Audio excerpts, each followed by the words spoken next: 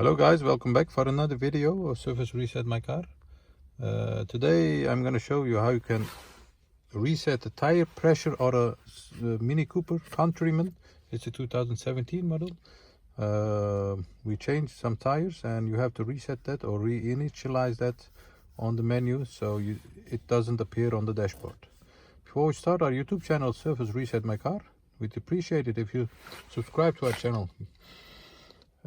Give us a thumbs up if you like our videos. Any questions, any comments, any dislikes, also welcome. Use the comment area and I'll get back to you as soon as possible. Okay, let's start with this one. It's a Countryman 2017 and we changed the tires and I'm going to show you how you can reinitialize them so the fault doesn't appear on your dashboard. Okay, we're going to use the multimedia area or the navigation area. We're going to use the turn wheel over here. You can use this.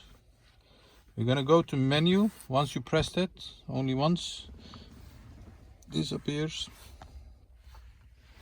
And we're going to go to this one. You can use your finger to press the dashboard, or you can use the steering wheel, the turn wheel of the menu. And then we're gonna go to vehicle status.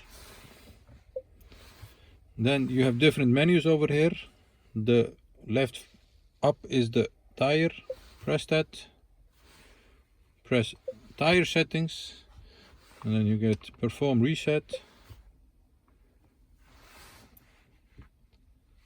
Yes, once you have done that, the tire reset is being reinitialized. Wait a few seconds and do a test drive about a mile or something like that, and you'll get the new pressure of the tires seen over here. Thanks for watching. I hope you enjoyed the video. Did you enjoy it? Give us a thumbs up and subscribe to our channel, and hope to see you next time with another video. See you next time. Bye bye.